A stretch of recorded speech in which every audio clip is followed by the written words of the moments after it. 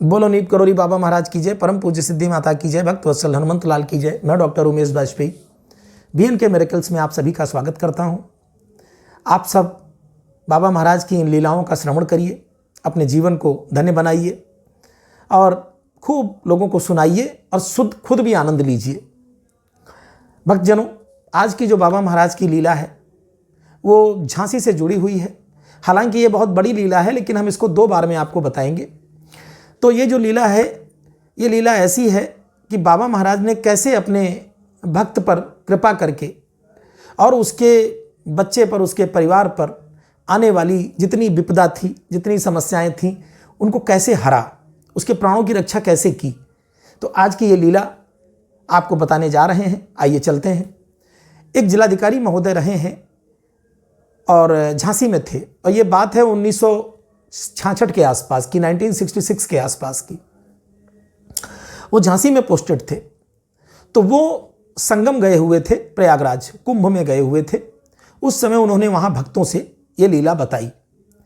तो वो लीला उनकी ये थी कि उनका बेटा था जो कि उस समय आर्मी में था, और वो आर्मी में उस समय द्वितीय विश्व युद्ध के बाद की घटना है।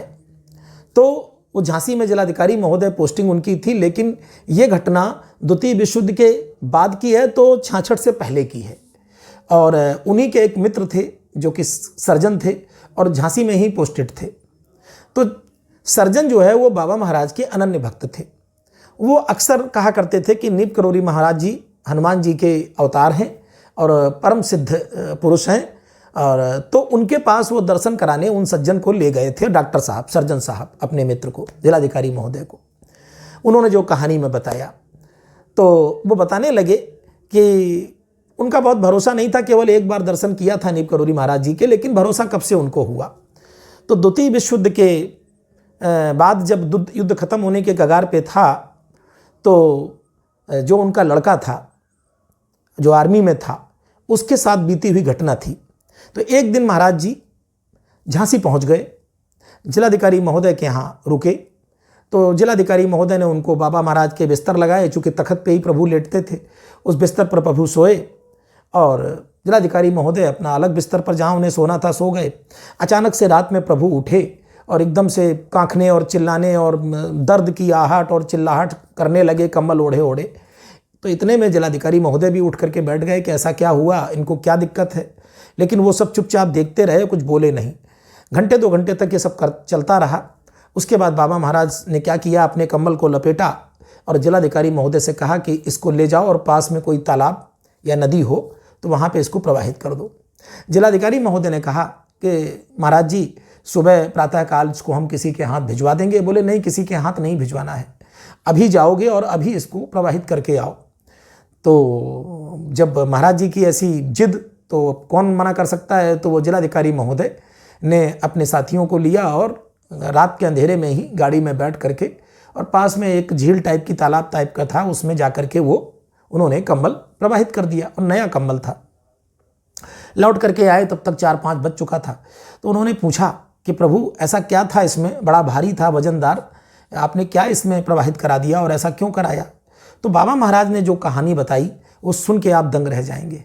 बाबा महाराज ने कहा कि तेरा लड़का आर्मी में है और जर्मन जो फौजी हैं उन्होंने उसका पीछा किया, उस पर हमला किया, और वो पहाड़ों के ऊपर जो है चोटी पर से खाई में नीचे फांद गया। नीचे दलदल था, दलदल में वो फंस गया। इसके बाद भी जर्मन फौज ने उस पर हमला कर दिया और गोलियों की बौछार कर दी। इतनी गोलियां उसके मारी कि वो बिल्कुल जो है वो मर जाता। तो ऐसे में वो सारी गोलियां मेरे कंबल में समाहित हो गईं। अब मुझे बहुत गर्मी लग रही थी, जिसकी वजह से मैंने तुरंत ये आपको दिया कि आप जाके इसको कर दो, क्योंकि मुझे गर्मी, अब मुझे ठंडक लग रही है, अब मुझे ठंडक लग रही है, चूँकि वो सब गर्मी तालाब में चली गई। अब ये सुन करके वो जिलाधिकारी महोदय, चूँकि भाई अधिकारी हैं, तो उनका भरोसा नहीं हो रहा था कि ये कैसी बात कर रहे हैं, बनावटी बात कर रहे हैं। बाबा जी सुबह अपना चले गए वहाँ से।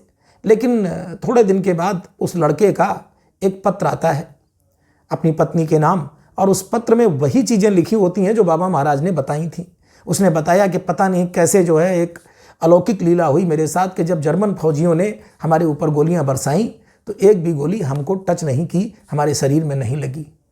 तो ये बाबा महाराज ही थे जो अपने भक्त के लिए प्रकट होकर के और उन्होंने पूरी की पूरी गोलियां अपने कंबल में समेट लीं और कंबल में समेट करके प्रवाहित करा दी और भक्त के बेटे की जान बचाई। आपको लगता होगा ये सब लीलाएं ऐसे ही हैं, झूठ है, कल्पना है। नहीं, क्योंकि आपकी श्रद्धा में विश्वास नहीं है, क्योंकि आप अभी बाबा महाराज के भक्त नहीं बने हैं। आप बन के तो देखिए, आप उनके हो के तो देखिए। अविश्वास नामक चीज़ भूल जाएंगे और वो होगा जो आपने सोचा नहीं होगा। जिस चीज़ को आप नहीं सोचेंगे वही चीज़ पूर्ण होगी। आपके मनोकामना, आपकी जो इच्छा होगी वही पूरी होगी। आपके सोचने मात्र से आपका कार्य पूरा होगा। करके तो देखिए। तो आज की लीला आपको कैसी लगी कमेंट बॉक्स में ज़रूर बताइएगा। लोगों को शेयर करिएगा, चैनल को सब्सक्राइब करिएगा और हमारे चैनल से, बाबा महाराज के चैनल से हम सभी से जुड़े रहिएगा। बोलो नीम करोरी बाबा महाराज।